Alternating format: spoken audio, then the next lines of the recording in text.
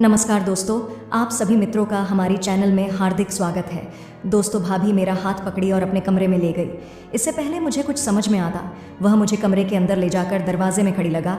तो मैंने कहा, भाभी ये तुम क्या कर रही हो? तो वह बोली, आज घर में कोई नहीं है और उस दिन तुमने मुझसे कहा था ना कि जब मौका मिलेगा तो तुम मुझे जन्नत की सैर कराओ। मैं बस भाभी की बातें सुन रहा था। वो बोली, आज हमारे पास बहुत बढ़िया मौका है क्योंकि आज हम दोनों घर में बिल्कुल अकेले हैं। उसके बाद भाभी अपनी साड़ी ऊपर करके, तो दोस्तों कैसे हैं आप सभी लोग? दोस्तों, आज मैं आपको बताने वाला हूँ कि मेरी भाभी और मैंने किस तरह से मिलकर एक साथ जन्नत की सैर की।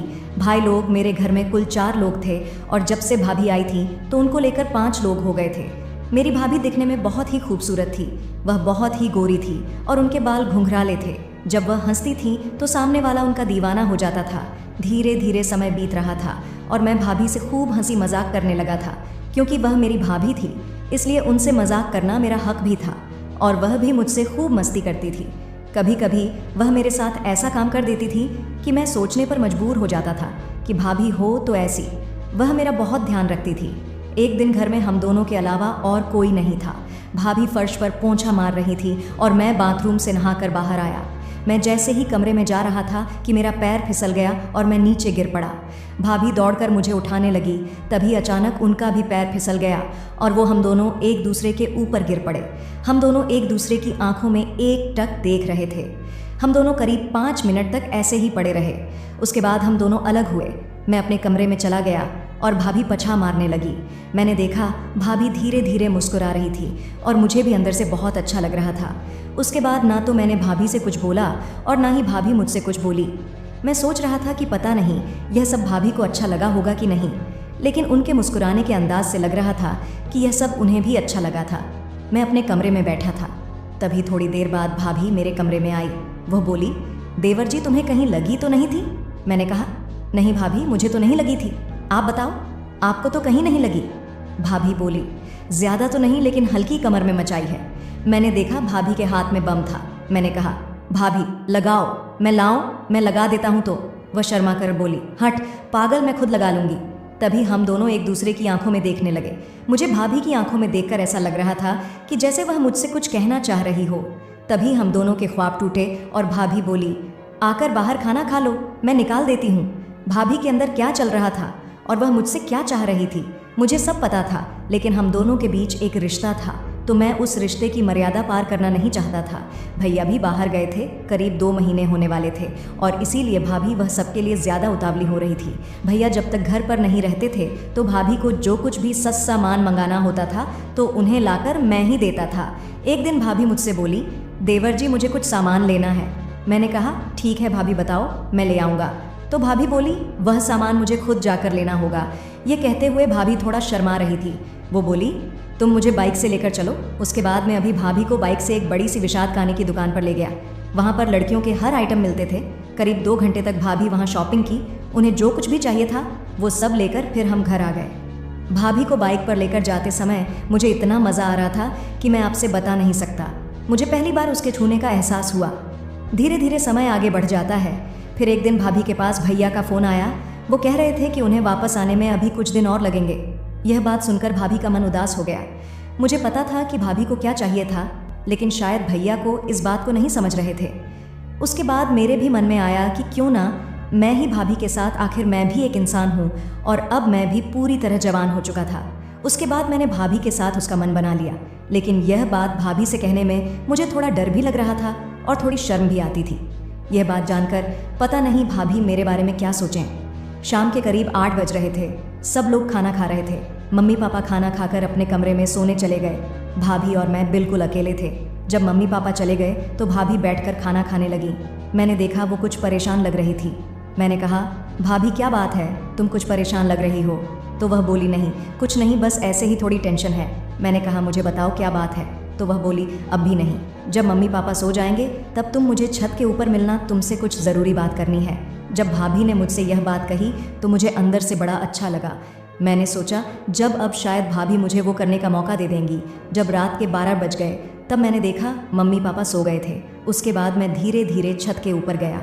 मैंने देखा भाभी छत पर पहले से ही बैठी थी। मैं उनके पास गया। वो बोली, बैठो।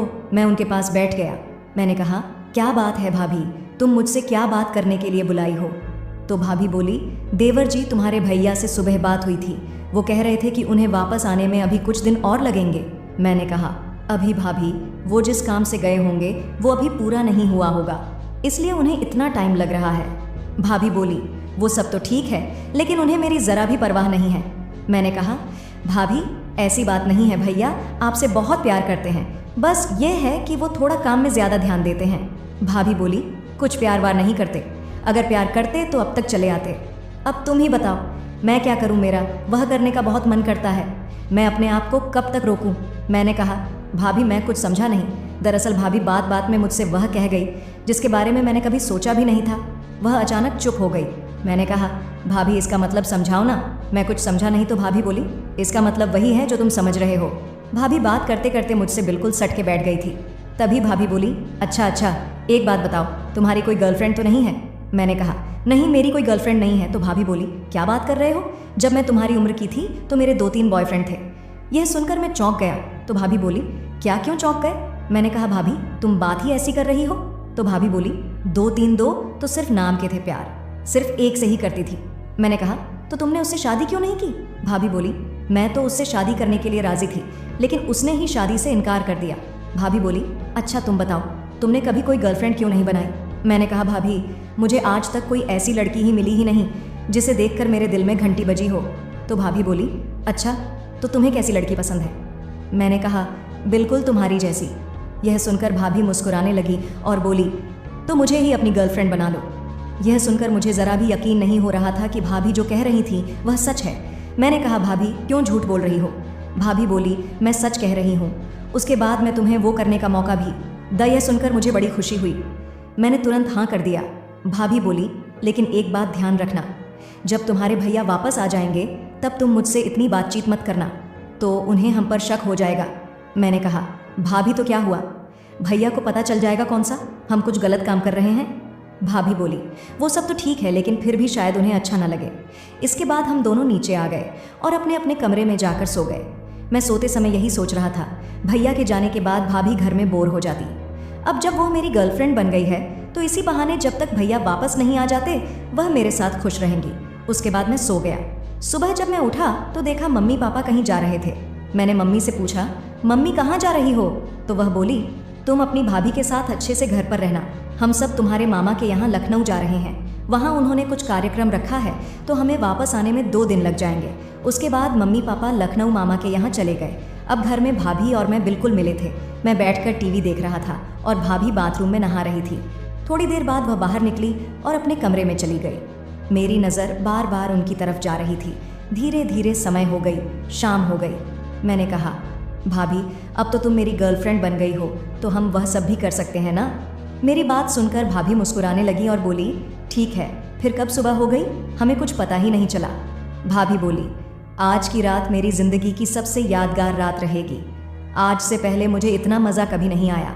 अब जब भी हमारा मन करता तो हम बिना संकोच मेरा मैच खेलना शुरू कर देते थे। दोस्तों, ये कहानी सुनाने का उद्देश्य किसी को दुख पहुंचाना नहीं है, बल्कि बस ये एंटरटेनमेंट के लिए है।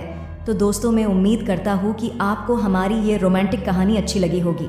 जो दोस्तों आपको ये कहानी अच्छी लगी हो तो वीडियो को दिल से एक लाइक करके चैनल को सब्सक्राइब अवश्य करिएगा। धन्यवाद।